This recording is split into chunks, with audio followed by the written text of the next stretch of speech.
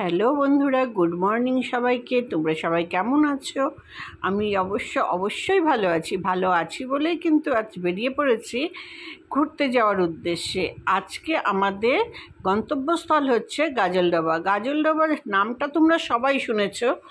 তো আজ যাচ্ছি গাজলডোবাতে। আমাদের সাথে আছে, এই যে দেখতে পাচ্ছ, আমার মেঝো ভাসুরের মেয়ে, মেঝো ভাসুরের বউ, আর ওই যে পিছনে ছোট্ট ছোট্ট চুলালা মেয়েটা, সেটা হচ্ছে আমার মেয়ে। তো আরও আছে, তাদেরকেও দেখাচ্ছি।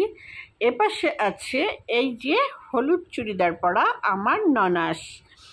আর ননাস যে আছে, ননাস অনেক কথা বলছে যে কেমন লাগবে, যে কি হবে। এই যে নাকি পোজ দিচ্ছে, সে হচ্ছে আমার ননাসের ছেলে। আর তার পিছনে যাকে দেখতে পাচ্ছ, সে হচ্ছে ননাসের জামাই, মানে বর।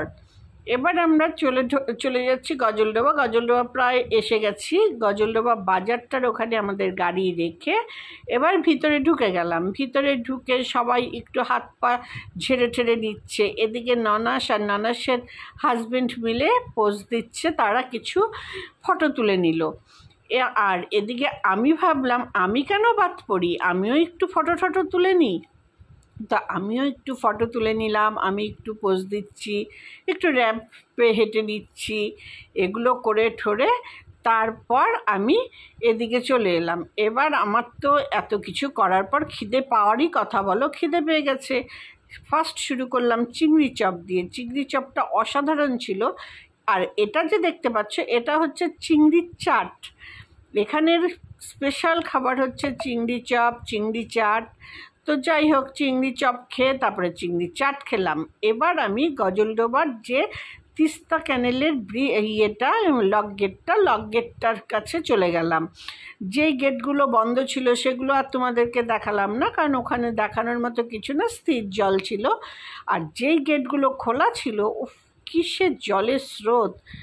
আমার মেয়ে আর আমি একটু হাঁটছি, আর মেয়ে বারবার কি দেখাচ্ছে বলো তো, বারবার বলছে অ্যাস্থেটিক ফটো নিতে হবে।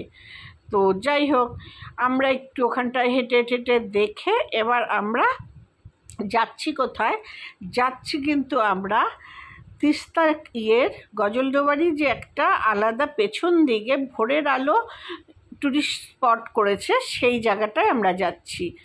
কারণ ওই জায়গাটা যদি না দেখি, ওটা কি বাদ পড়ে যায় না? তো ওটাও দেখে নিচ্ছি। তো ওটা দেখতে গেলাম। এই তো চলে এসেছি। এখানে একটু পোস্টার্স দিয়ে দিচ্ছি, দিয়ে ঠিয়ে তারপর আবার আমরা সবাই মিলে গাড়িতে উঠে গেলাম। গাড়িতে উঠে এবার আমরা যাচ্ছি ক্যানেলের ধার দিয়ে বাড়ির উদ্দেশ্যে। আমাদের বাড়ির উদ্দেশ্যে যাচ্ছি, কিন্তু যাই বলো, তোমাদেরকে অত ডিটেলসটা দেখাতে পারলাম না ঠিকই, কিন্তু খুব ভালো লাগলো। যেটা অস্বাভাবিক সুন্দর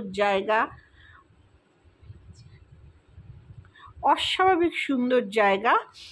তোমরা সবাই কিন্তু একবার এসে এই জায়গাটা ঘুরে যেও। এখানে কিন্তু আসলে তোমাদের মনটাও ভালো হয়ে যাবে। আর প্রকৃতির এত প্রাকৃতিক সৌন্দর্য দেখতেই পাচ্ছ, একদিকে আকাশ, একদিকে গাছ, সবুজ চারিদিক ঢাকা, খুবই ভালো লাগছে। তো দিনটা কিন্তু সব মিলেমিশে খুব ভালো গেছে।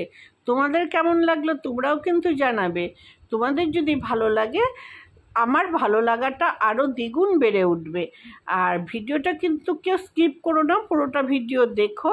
ভালো লাগলে কিন্তু লাইক কমেন্ট করে দিও, আমারও ভালো লাগবে তাহলে।